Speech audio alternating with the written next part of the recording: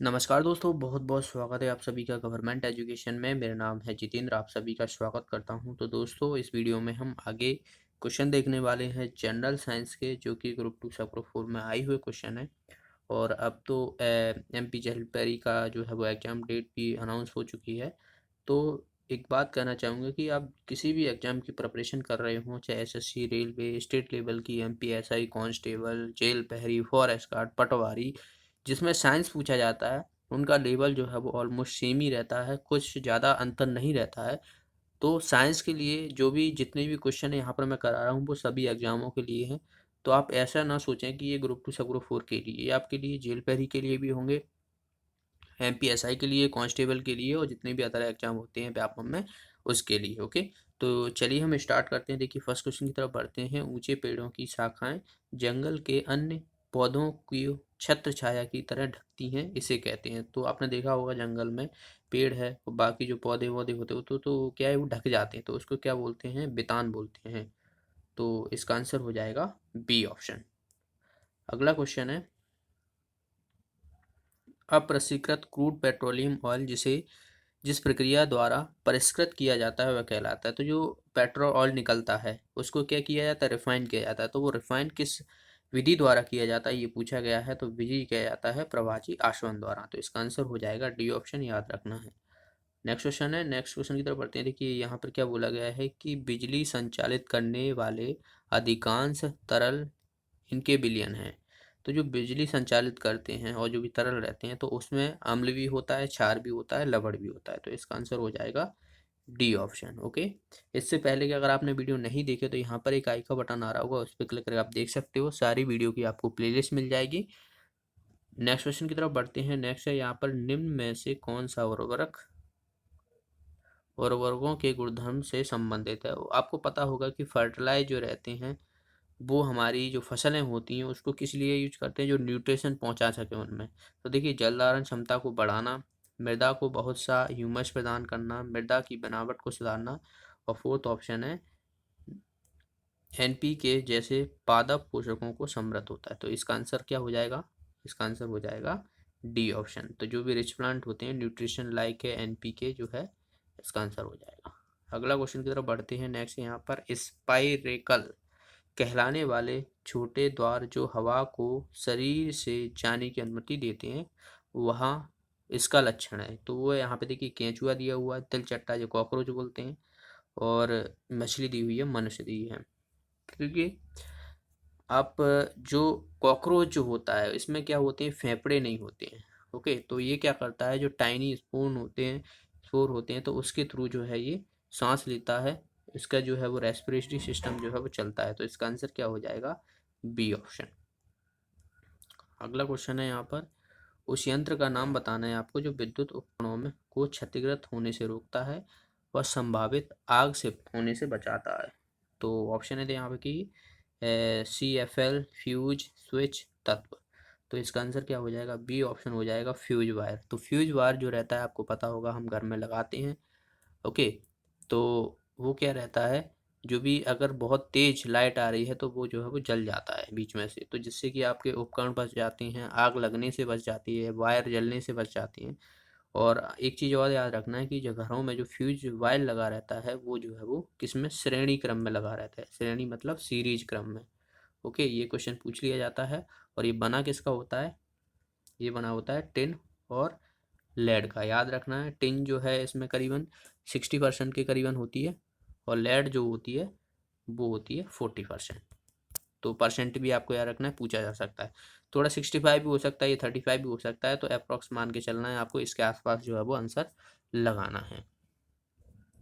अगला क्वेश्चन की तरफ बढ़ते हैं। नेक्स्ट यहाँ पर, समवाहक पट्टियाँ टेरिलिन से बनी होती हैं। तो समवाहक पट्टियाँ टेरिलिन से बनी होती हैं क्योंकि, तो वो दरअसल जो है वो बहुत लचकदार होती हैं और मजबूत होती हैं, तो इसीलिए उसकी बनी होती हैं। तो इसका आंसर हो जाएगा हमारा बी ऑप्शन।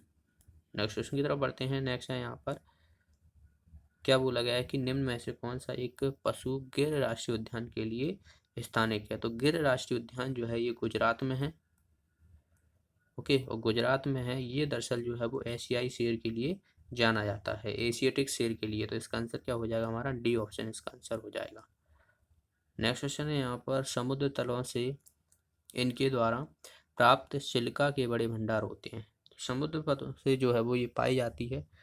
और समुद्र पथों, अगर आपको ये क्या होते हैं, एल्गाई होते हैं। ओके, एल्गाई होते हैं।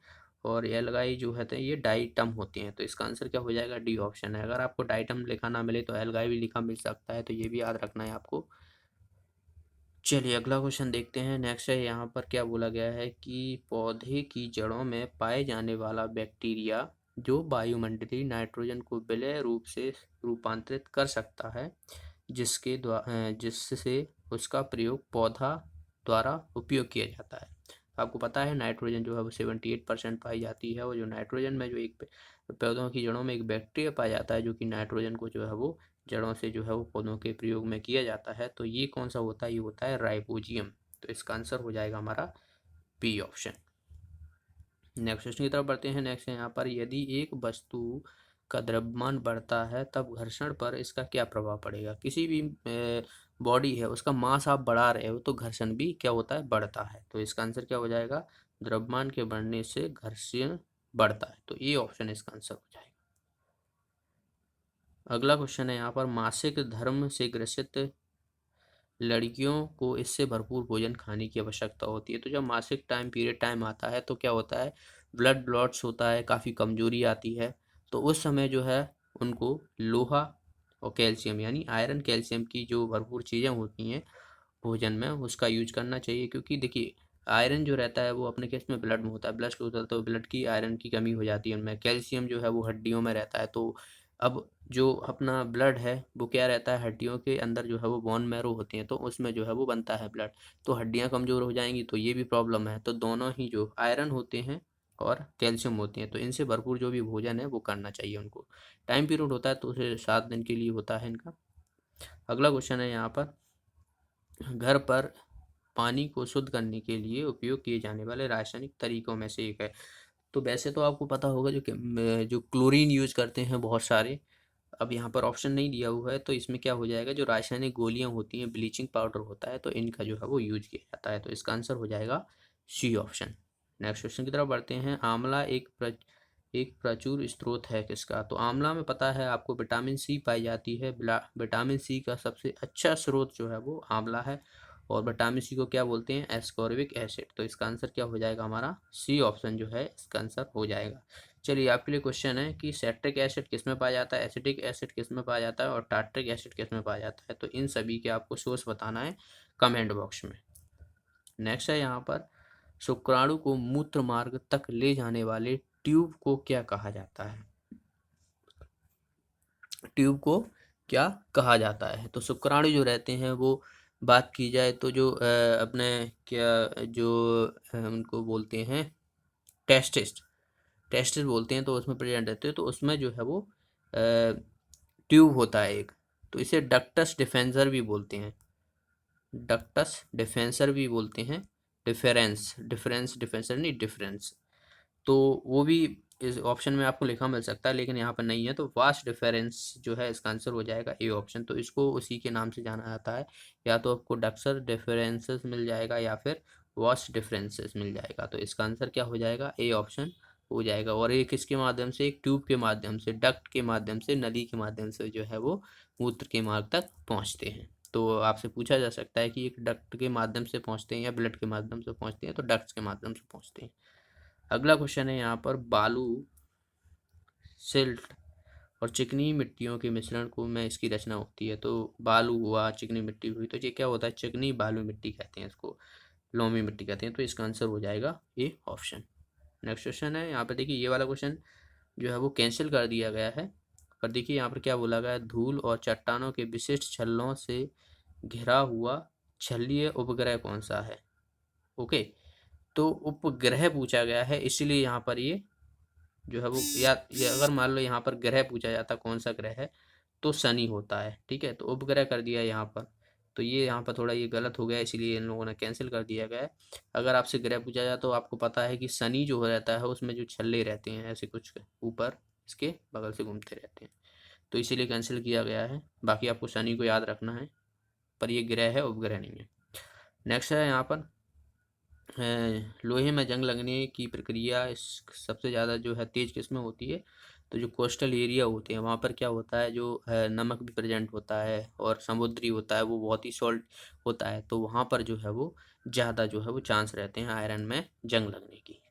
नेक्स्ट क्वेश्चन है, रेलवे स्टेशनों पर पुलों के ऊपर पैर की सीढ़ियाँ का घिसने का कारण है। तो पुलों पर जो सीढ़ियाँ लगी रहती हैं वो क्यों घिसती हैं? क्योंकि अपन चढ़ते हैं, अब चढ़ेंगे तो घर्षण होता है, तो घर्षण की वजह से क्या वो घिस जाती हैं।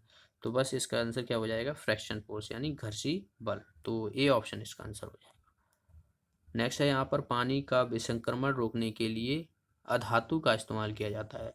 ठीक है, तो कौन सी अधातु का इस्तेमाल किया जाता है? ये किया जाता है क्लोरीन का। जस्ट मैंने इसी में बताया था, क्लोरीन का जो है वो यूज करते हैं।